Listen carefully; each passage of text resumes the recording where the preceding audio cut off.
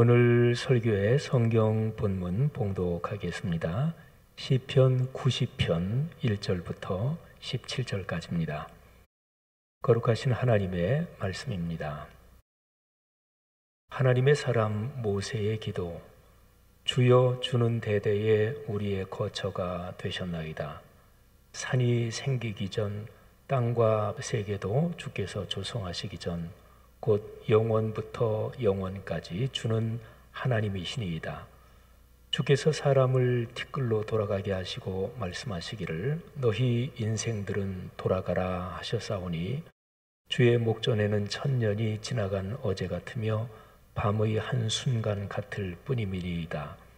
주께서 그들을 홍수처럼 쓸어 가시나이다. 그들은 잠깐 자는 것 같으며 아침에 돋는 풀 같으니이다. 풀은 아침에 꽃이 피어 자라다가 저녁에는 시들어 마르나이다. 우리는 주의 노에 소멸되며 주의 분내심에 놀라나이다.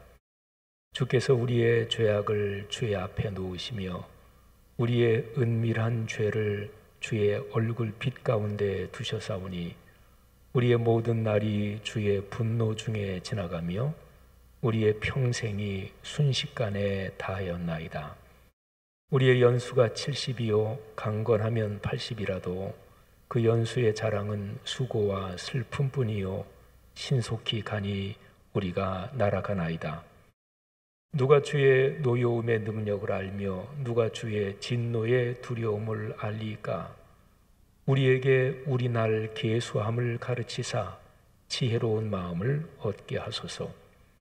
여호와여, 돌아오소서. 언제까지니이까? 주의 종들을 불쌍히 여기소서. 아침에 주의 인자하심이 우리를 만족하게 하사 우리를 일생 동안 즐겁고 기쁘게 하소서. 우리를 괴롭게 하신 날수대로와 우리가 화를 당한 연수대로 우리를 기쁘게 하소서. 주께서 행하신 일을 주의 종들에게 나타내시며 주의 영광을 그들의 자손에게 나타내소서. 주 우리 하나님의 은총을 우리에게 내리게 하사 우리의 손이 행한 일을 우리에게 견고하게 하소서. 우리의 손이 행한 일을 견고하게 하소서. 아멘.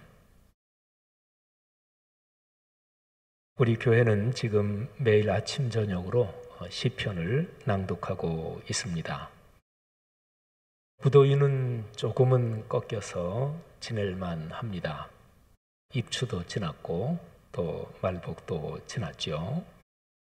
하지만 2021년 여름은 무더위와 또 코로나19 확산이 겹쳐진 참 어려운 시간으로 기억될 판입니다.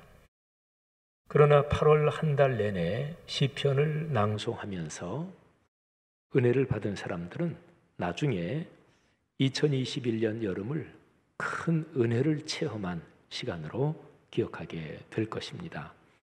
아침 저녁으로 시편을 낭송하는 여러분에게 주님께서 주시는 영육간의 축복이 넉넉하기를 바랍니다. 간절한 마음으로 시편을 낭독할 때 하나님께서 그 말씀이 여러분의 마음에 와닿게 하시고 또 여러분의 마음을 감동하게 하시고 그리고 그 말씀이 여러분의 삶에서 힘있게 살아 움직이기를 주님의 이름으로 축복합니다. 150개의 시편 중에서 표제, 곧 제목이 붙어 있는 것이 꽤 많습니다.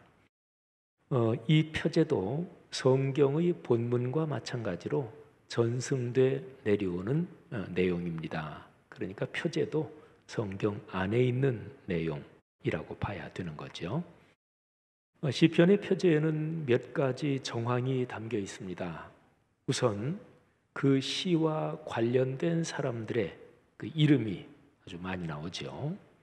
다음으로는 그 시를 어떤 상황에서 어떻게 불러야 하는지 그 음악적인 지시가 그 표제에 많이 들어 있습니다. 그리고 또 하나는 그 시가 기록된 구체적인 어떤 사건이나 정황이 그 표제에 기록되어 있는 게 이거는 많지는 않지만 이제 가끔 가다가 있지요. 자, 시편의 표제에 나오는 사람 이름은 반드시 그 사람이 저자다, 100% 그렇지는 않습니다. 가장 많이 나오는 이름이 다윗입니다. 다윗은 노래하는 사람이고 또 시인이었죠. 그리고 다윗 시대에 이스라엘이 가장 강성했습니다. 그러면서 성전 예배의 모든 구조가 완성되면서 찬양이 극도로 풍성해졌습니다. 제일 많은 이름이 붙은 그 다윗, 근데 다윗의 이름이 붙은 시편들은 실제로 다윗이 지은 그런 시들이 많겠고요. 하지만 그 중에 일부는 다윗이 지은 것은 아니지만 나중에 다윗의 이름이 붙기도 했을 것입니다.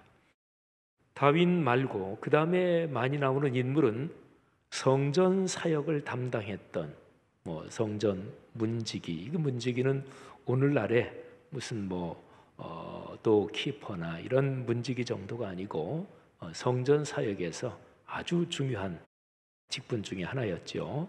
그런데 성전 문지기 사역이나 이런저런 사역을 담당했던 고라 자손 이름이 시편에 꽤 나오고요. 그 다음에는 찬양 지도자인 아삽이라는 사람이 또 꽤 나옵니다. 자, 시편에는 이스라엘 자손의 과거 역사에 하나님께서 개입하신 사건, 그 놀라운 일들이 많이 나옵니다.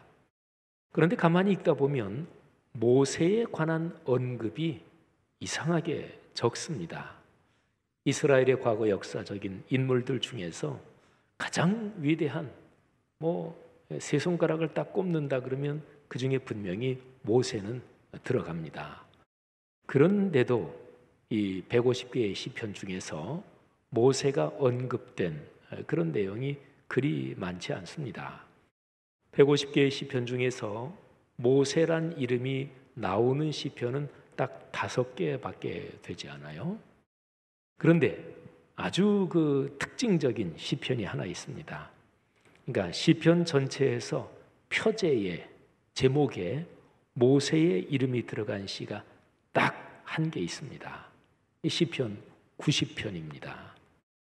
근데 시편 90편은 제가 지금 말씀드린 이 사실 하나만 가지고도 야, 참 특별한 시편이다 이렇게 말할 수가 있는 거죠. 이 시편은 보통 목회자들이 장례식과 관련해서 많이 사용하고 또 성도들을 권면하는데 말씀해 드리는 그런 구절입니다. 저도 장례식이 나서 이런저런 기회에 권면할 때 이 구절을 말씀하기도 하는데요. 이 시편에는 사람이 사는 시간은 유한하다. 사람의 인생은 유한하다. 하나님의 영원하심에 비하면 한순간 같다. 이런 내용이 이 시에 들어 있습니다. 그러니까 세상을 떠난 그 분의 유가족들 이렇게 위로하고 또 세상을 떠난 고인을 추모하면서 참 훌륭하게 살고 하나님의 은혜를 받아 살았는데 우리 인생의 삶이 워낙 그렇게 왔다 가는 것입니다. 인생의 삶은 영원하신 하나님의 그 존재에 비하면 유한할 뿐입니다. 위로를 받으십시오. 이렇게 이제 권면하는 거죠. 그런데 이 시의 마지막 부분에 참 멋진 기도가 있습니다. 그 기도가 소박합니다. 그래서 상을 당한 분들에게 적절합니다. 근데 상을 당한 분들뿐만 아니고 이 시편 90편 마지막 부분에 나오는 제가 소박하다고 표현한 그 기도 그 내용은 사람 누구에게나 다 마음에 깊이 와닿는 그런 말씀이기도 합니다. 오늘 제 설교에서 제일 중요한 그 요점이 바로 요 부분입니다. 자, 시편 90편 한번 같이 찬찬히 묵상합시다. 시편 90편의 표제는 하나님의 사람 모세의 기도, 이렇게 되어 있습니다. 한번 더 말씀드릴까요? 하나님의 사람 모세의 기도. 자, 우선 표제를 조금만 더 생각해 봅시다. 모세가 어떤 사람인가요? 애굽의 왕자로서 40년을 살았고 이어서 완전히 반대로 그 이어지는 40년은 완전히 아무것도 없는 아주 그냥 평범한 미디안 광야에서 목동으로 40년을 살았습니다. 그리고 또 이어지는 마지막 40년, 또 반전이죠, 그렇죠? 모세의 생애는 40년을 단위로 세 덩어리인데 그 각 덩어리가 너무나 엄청난 반전으로 고리가 이어집니다. 마지막 40년은 하나님의 손에 붙잡혀 민족을 이끌며 살았습니다.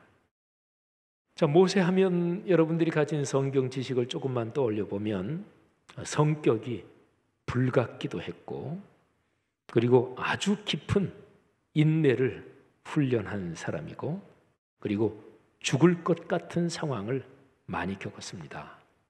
그리고 모세 하면 무엇보다 하나님을 아주 가까이서 만난 사람입니다.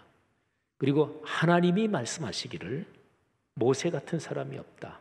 모세는 내가 친구처럼 대했다. 이렇게까지 인정받는 사람이었습니다. 성경에서 다윗도 아주 특별하고요. 또 베드로, 바울도 아주 특별하고 엘리야 선지자가 아주 다른 사람하고 비교될 수 없는 특징을 가지고 있고 이렇게 그런 분들이 많지만 이 모세도 아주 두드러지게 그런 분입니다. 또 하나님께서 이스라엘 백성에게 말씀을 주실 때 모세를 통해서 주셨죠. 모세는 아주 특별한 사람이고 아주 대단한 분이고 그리고 하나님께서 각별하게 생각하신 그런 사람입니다. 그러면 모세의 생애를 이렇게 한번 떠올려 보면 그 모세가 무슨 기도를 올렸을까? 150개의 시편 중에서 그 제목에 모세 이름이 들어간 그 시가 딱 이 90편 하나인데, 근데 그 제목도 하나님의 사람 모세의 기도 이렇게 되어 있단 말이에요. 자, 모세가 무슨 기도를 올렸을까? 굉장히 궁금하잖아요.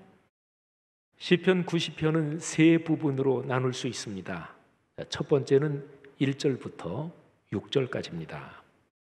여기에 아까 말씀드린 대로 하나님의 영원하심과 사람의 유한성이 대조되어 있습니다. 창조주와 그리고 피조물인 사람과의 대조, 이거를 깨닫는 것은 육신으로 살아가는 사람에게 가장 근원적인 깨달음이고, 그리고 사람이 살면서 얻을 수 있는 깨달음 중에서 가장 가치 있는 깨달음입니다. 생각해 보세요. 동서고금을 막론하고 어떤 종교, 어떤 사상, 어떤 철학을 막론하고 사람은 죽어 유한해, 여기에 대한 깨달음이 최고의 가르침이에요. 그런데 우리 기독교적으로는 창조의 주님, 창조주와 비교해서 사람은 참 티끌 같은 존재다, 그저 한숨 같은 존재다, 이거를 깨닫는 게 사실은 제일 가치 있고 깊은 깨달음인 거지요. 천지 만물 중 그 무엇도 생기기 전부터 하나님이 계셨습니다. 자, 1절부터 6절에 쭉 나오는 내용이에요. 하나님은 영원부터 영원까지 홀로 완전하신 분입니다. 그 주님께서 사람에게 이렇게 말씀하십니다. 3절입니다. 주께서 사람을 티끌로 돌아가게 하시고 말씀하시기를 너희 인생들은 돌아가라 하셨사오니, 이 시편 90편 3절은 창세기에 천지를 창조하고 사람이 죄를 지어 타락하고 하나님이 형벌하신 그 사건을 얼른 머리에 떠올리게 만듭니다.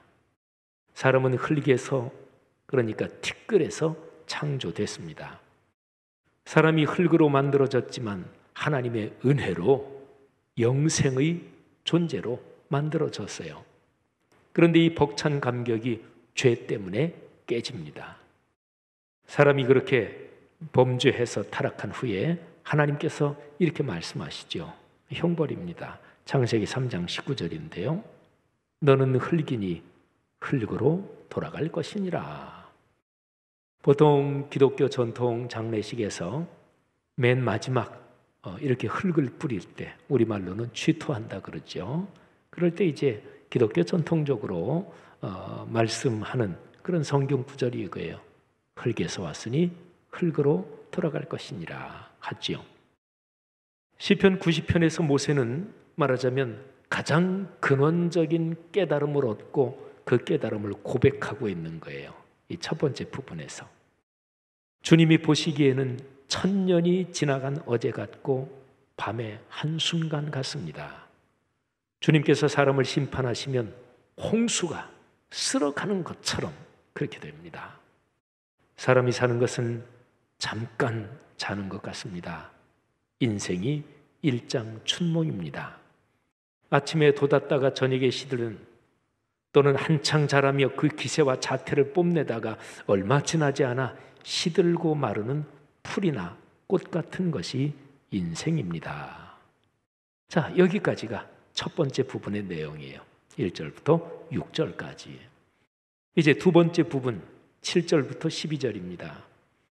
첫 번째 부분과 두 번째 부분은 짝을 이룹니다. 첫 번째 부분이 근원적인 깨달음인데 두 번째 부분은 아주 현실적인 어떤 제일 중요한 문제에 대해서 말합니다. 그게 바로 죄의 문제입니다. 사람의 유한성을 인식하는 것이 존재의 근원에 관한 것이라면 죄의 문제를 인식하는 것은 실존의 현실에 관한 것입니다. 그러니까 사람이란 존재가 본래 어떻게 만들어졌느냐, 그 본질이 뭐냐, 이걸 얘기할 때 아하, 유한한 존재. 거기에다가 창조주 하나님을 생각하면 우리는 그분 앞에서 단지 그저 하루가 지나는 존재 같고 들의 풀과 또는 한참 필 때는 이쁘지만 곧 시들어 마르는 꽃과 같은 존재다. 이게 이제 본래 사람의 존재가 그렇다. 이 존재에 대한 깨달음이에요. 자, 그러면 그런 사람이 실제로 살아가면서 제일 중요한 문제는 뭘까요? 자, 이제 실제로 사는 문제. 먹고 돈 벌고 또는 가족을 이루고 또는 사랑하고 미워하고 또는 아주 큰 성공을 거두고 실패를 경험하고 실제로 살아가는 여기에서 제일 중요한 문제는 무엇일까요? 이게 바로 실존에 대한, 현실에 대한 문제죠. 그거를 성경은 죄의 문제다, 이렇게 얘기하는 거예요. 그러니까 두 번째 부분이 바로 죄에 관한, 이 실존의 현실에 관한 내용을 얘기하고 있습니다. 자, 두 번째 부분에서 7절, 8절, 9절 그리고 10절은 건너뛰어서 11절, 이 네 절의 말씀을 한번 들어보십시오. 죄의 문제, 또 그 죄에 대해서 진노하시는 하나님의 진노가 그 네 절에 기록이 되어 있습니다. 우리는 주의 노에 소멸되며 주의 분내심에 놀라나이다. 주께서 우리의 죄악을 주의 앞에 놓으시며 우리의 은밀한 죄를 주의 얼굴 빛 가운데 두셨사오니 우리의 모든 날이 주의 분노 중에 지나가며 우리의 평생이 순식간에 다하였나이다. 누가 주의 노여움의 능력을 알며 누가 주의 진노의 두려움을 알리까? 제가 읽어드린 네 절에 주의 노, 주의 분내심, 또 주의 노여움의 능력, 주의 진노의 두려움, 분노, 이런 표현이 계속 나오죠. 왜 주님께서 분노하시나요? 그거는 죄 때문에 그렇다 하는 내용이 여기에 담겨 있습니다.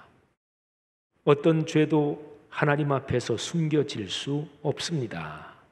그래서 모세는 여기 두 번째 부분 10절과 12절에서 인생의 유한성과 또 거기에다가 죄에 물든 인생의 모습을 생각하면서 다음과 같이 하나님께 애원하면서 간구하는 거예요. 자, 10절 12절입니다. 우리의 연수가 70이요 강건하면 80이라도 그 연수의 자랑은 수고와 슬픔뿐이요 신속히 가니 우리가 날아가나이다. 우리에게 우리날 계수함을 가르치사 지혜로운 마음을 얻게 하소서. 아멘. 여러분, 여기에 12절 말씀을 잠시 좀 더 깊이 묵상해 봅시다. 여러분의 날을 잘 계산하고 계신가요? 잘 계산하십니까?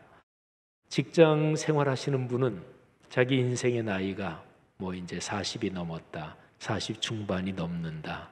그러면 계산 잘 해야죠, 그죠? 꼭 직장 생활하시는 분만이 아니라 누구나 다 마찬가지죠. 아이들 결혼시켜야 되는데, 그리고 퇴직하기 전에 뭐 이런 걸 조금 하고, 퇴직 후의 삶이 어떻고, 사람은 누구나 자기의 날을 계산합니다. 근데 잘하고 계십니까? 그 계산 잘해야지요. 자기 인생의 날을 지혜롭게 계수하는 사람이 행복합니다. 어떤 자리에 오래도록 있을 것처럼 생각하다가 낭패를 당합니다. 어떤 자리든지 그 자리에 있다가 그 다음에 거기에서 그 자리를 그만두는 시간이 있잖아요. 또 세상 사람들이 보통 생각할 때 높은 자리다, 그 자리에 오르는 것을 영전한다, 이렇게 표현하는, 그렇게 인사하는 그런 자리에 올랐다가 내려올 때를 생각해야죠. 그걸 계산해야 합니다. 자신은 나이가 들지 않을 것처럼 자신하다가 부끄러움을 당합니다. 누구나 늙고 그리고 죽습니다. 성도 여러분, 우리에게 우리 날 계수함을 가르쳐 주십시오. 그래서 지혜로운 마음을 얻게 하옵소서. 지혜로운 마음은 어디서 얻어지나요? 근본적으로 사람이 유한하다. 사람은 시간 속에서 살아가는 존재고, 누구나 시간 속에서 다 나이가 들고 노쇠하고 그리고 세상을 떠난다. 말하자면 삶의 시간을 계산하고 계수하는 이걸 잘해야, 그래야 지혜로운 마음을 얻는다는 거죠. 성도 여러분, 삶의 지혜는 그리 쉽게 얻을 수 있는 것은 아닙니다. 그저 머리로만 아는 것, 그거를 지식이라 그러죠. 그런데 그 지식이 내 삶에 깊이 젖어들고 깊이 배어들어서 삶의 습관이 되고 내 삶에 연결이 되는 거, 그때 그거를 지혜라고 그래요. 예를 하나 들어볼까요? 일주일에 4-4번 정도, 한 서너 번, 4-5번, 한 30-40분씩 운동하는 것이 나중에 나이가 들어도 건강하게 살 수 있는 방법이다. 가장 간단한 방법이죠. 이거를 지식으로는 누구나 압니다. 모르는 사람은 아무도 없어요. 그러나 매일 그렇게 실천하는 것, 실천해야 지혜죠. 매일 그렇게 실천하는 지혜, 이거는 누구나 갖는 것은 아닙니다. 자, 그 다음에 그 지혜가 한 번 더 깊어져야 돼요. 건강해서 뭐 할 건가요? 나는 그냥 내 동년배들보다 한 10년, 또 운동 열심히 하는 사람은 진짜로 자기 나이보다 15년, 20년, 건강 나이는 그렇게 젊은 사람도 있어요. 그렇게 건강해서 뭐 하려고, 그래서 신나게 재밌게 쾌락을 누리며 살려고, 그 정도 되면 건 지혜는 아니지요. 그러니까 지금 들은 그 예로 말하면, 그래, 한 일주일에 서너 번, 4-4번 운동 열심히 해야지, 꾸준하게 해야지. 그렇게 몸이 건강하고, 그리고 그 몸의 건강, 그 목적이 정신의 고결함과 영혼의 아름다움을 위해서 그렇게 해야지. 여기까지 생각하면 이거는 진짜로 깊은 지혜입니다. 이런 깊은 지혜는 또 더 소수의 사람만이 갖는 그런 축복인 거지요. 예를 또 하나 들어볼까요? 내 돈을 조금이라도 더 이익이 많은 곳에 투자하는 것은 지혜로운 일입니다. 삶에서 돈이, 재물이 중요합니다. 성경도 그렇게 가르쳐요. 어디에 내 돈을 투자해서 주식하시는 분들, 또는 아주 주식에 단타하시는 분들은 한 주간 또는 한 달 만에도 샀다 팔았다 그런다면서요. 그래서 어디에 내 돈을 투자해서 한 주간이나 한 달 또는 1년에 얼마의 이익이 나도록 그렇게 생각하고 실천하는 것, 그거는 비교적 쉬운 일입니다. 그러니까 지혜라는 거하고 연결시켜 보면 돈을 그렇게 투자해서 이익을 얻는 거는 비교적 쉬운 일입니다. 이유가 피부에 광렬하게 와 닿으니까, 당장 내 돈이 늘어나니까 그렇게 생각하고 행동하는 거는 그리 어렵지 않습니다. 그러나 이와 비교하면 시편을 아침 저녁으로 몇 편씩 낭송하는 것이 내 삶에 얼마나 큰 유익인지, 이거는 쉽지 않아요. 그렇게 깨닫고 실천하는 것은 쉽지 않습니다. 논리적으로는 간단하지요. 그러니까 예를 들어서 이런 논리입니다. 시편을 아침 저녁으로 낭독하면 하나님의 말씀이 내 정신과 영혼을 건강하게 하는 거지 생각하는 거예요. 논리로. 사람이란 존재의 구조에서 몸과 마음과 영혼이 서로 연결되어 있으니까 정신과 영혼이 평안해지고 건강해지면 그에 따라 몸도 건강해지지. 하나님 말씀을 사랑하고 그 말씀을 따르는 사람에게 하나님께서 영육 간의 복과 은혜를 주시지. 자, 제가 지금 말씀드린 이거 누구나 다 아는, 신앙인이 다 아는 논리입니다. 그러나 이런 논리가 깨달음을 거쳐 내 마음의 지혜가 되면서 그래서 실제로 성경을 아침 저녁으로 낭독하게 되는 거죠. 그리고 더 깊은 깨달음을 통해서 내 삶 전체가 아름다워지는 것. 이거는 지식의 차원과는 다른 문제인 거죠. 자, 이제 우리는 하나님의 사람 모세의 기도를 담은 시편 90편 마지막 부분을 묵상할 차례입니다. 13절부터 17절까지입니다. 자, 시편 90편의 첫 번째 부분, 사람의 삶에서 존재의 근원에 대한 깨달음을 담고 있다고 말씀드렸죠. 두 번째 부분은 실존의 현실에 관한 깨달음을 담고 있다고 말씀드렸습니다. 자, 이제 세 번째 부분인 13절부터 17절에는 위에 두 가지 깨달음의 근거를 두고 소박한 소원을 하나님께 아뢰는 기도가 이 세 번째 부분의 내용입니다. 자, 제가 소박하다 이렇게 표현하는 것, 여기에는 사람 누구나 다 바라는 소원이다 이런 뜻이 담겨 있습니다. 또는 다르게 표현해서 소시민적인 소원이다 이렇게도 말할 수가 있어요. 그러나 다른 한편으로는 평범해 보이지만 참으로 깊은 진리다. 제가 소박하다고 말하는 것에는 이런 뜻도 담겨 있습니다. 자, 13절부터 17절 이 본문 덩어리에서 세 가지를 묵상하겠습니다. 첫째, 이 부분의 내용에서 하나님께서 모든 것을 주관하신다는 고백, 그리고 그 하나님의 도움을 간절하게 바라는 그 마음이 이 부분에 아주 중요하게 담겨 있습니다. 자, 13절을 보시면 주님께서 돌아와 주십시오. 그래야 문제가 풀립니다. 이런 고백이 나와요. 주님께서 우리를 불쌍히 여기셔야 그래야 사람은 비로소 살 수 있습니다. 그리고 14절을 보세요. 주님의 인자하심이 아침마다 날마다 우리와 함께 하셔야 삶이 행복합니다. 16절을 보세요. 주님과 동행하는 그 사람이 자신의 삶에서도 복을 받을 뿐 아니라 자손 대대로 복을 받습니다. 17절을 보세요. 우리가 지금 하는 모든 일은 하나님의 은총이 있어야 견고해집니다. 자, 여러분, 여기 하나님이 모든 것을 주관하신다. 그 하나님이 도와주셔야 사람은 산다. 그래야 사람은 행복하다. 여러분, 굉장히 소박하잖아요. 신앙생활 하시면서 하나님께서 주인이시고 모든 것을 주관하신다. 그 하나님이 복을 주신다. 이 내용은 신앙인이 수도 없이 들은 얘기입니다. 얼마나 많이 들었어요. 신앙생활에 대한 지식에서 얼마나 평범한 얘기입니까? 자, 그런데 이 내용이 내 지식에서 지혜로, 그리고 지혜에서 내 삶의 인격과 일상으로 이어지는 것은 다른 문제입니다. 여러분은 어떠십니까? 하나님이 여러분의 삶에서 진정으로 주인이십니까? 주님이십니까? 그리고 그 주님이 나와 함께 계셔야만 저는 행복해질 수 있습니다. 그렇게 명확하게 인식하고 주님께서 늘 함께 계실 것을 간절하게 기도하며 사십니까? 자, 둘째, 모세가 바라는 아주 소박한 소원을 좀 더 묵상하면, 자, 14절, 15절 내용을 한번 보겠습니다.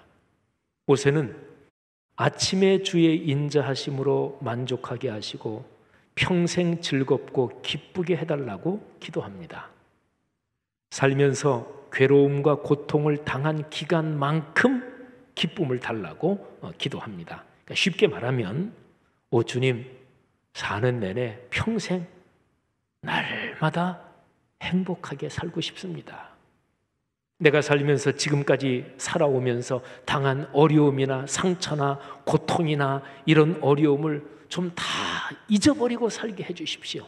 그게 바로 내가 당한 고통, 괴로움을 당한 연수만큼 기쁘게 해주십시오. 그게 그 얘기예요.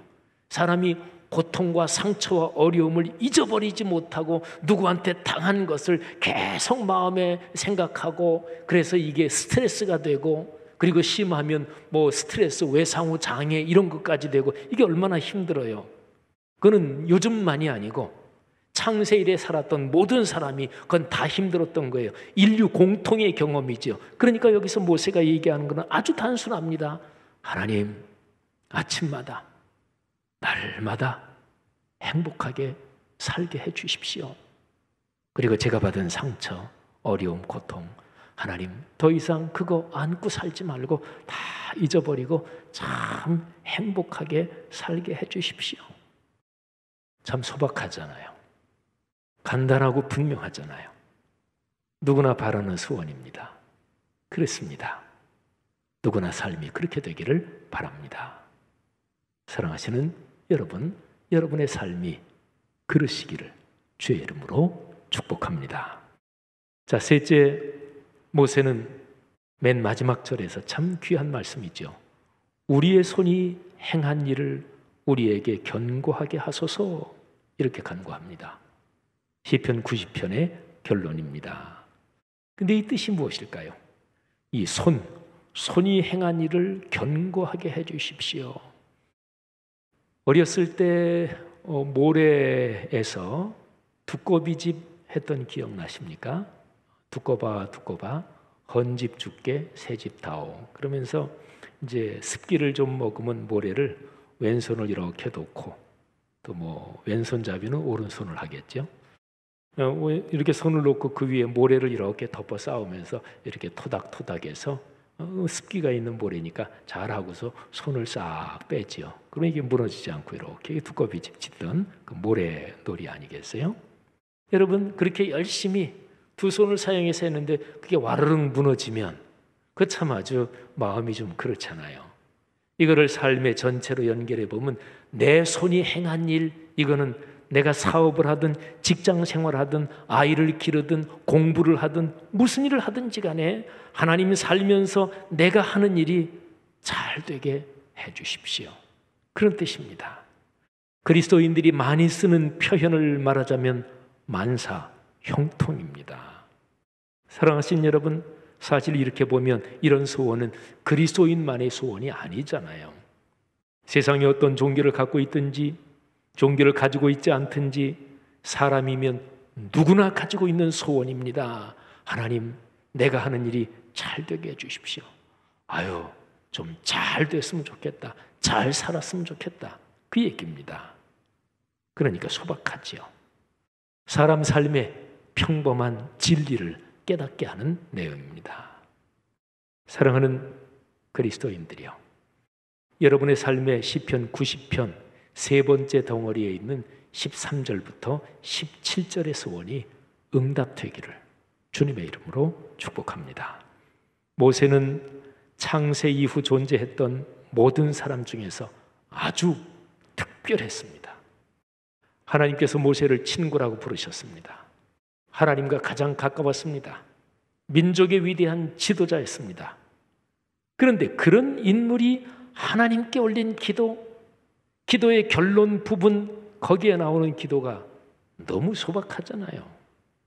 누구나 바라는 내용입니다. 참으로 위대한 인물의 참으로 소박한 소원, 이것이 시편 90편 13절부터 17절입니다. 자, 여러분, 이 멋진 부분, 이거를 저와 여러분이 함께 낭독해 봤으면 좋겠어요. 하나님의 사람 모세의 기도를 여러분과 제가 우리의 기도로, 또 우리 각자 자신의 기도로 하나님께 한번 올려드리면서 낭독하십시다. 지금 낭독할 때 진실한 마음으로, 간절한 마음으로 낭독하는 분들에게 이 말씀이 이루어질 것입니다. 자, 한번 모두가 낭독하겠습니다. 여호와여, 돌아오소서. 언제까지니까 주의 종들을 불쌍히 여기소서. 아침에 주의 인자하심이 우리를 만족하게 하사 우리를 일생 동안 즐겁고 기쁘게 하소서. 우리를 괴롭게 하신 날 수대로와 우리가 화를 당한 연수대로 우리를 기쁘게 하소서. 주께서 행하신 일을 주의 종들에게 나타내시며 주의 영광을 그들의 자손에게 나타내소서. 주 우리 하나님의 은총을 우리에게 내리게 하사 우리의 손이 행한 일을 우리에게 견고하게 하소서. 우리의 손이 행한 일을 견고하게 하소서. 아멘. 이 귀한 복이 여러분 사는 내내 함께 하시기를 다시 한번 축복합니다.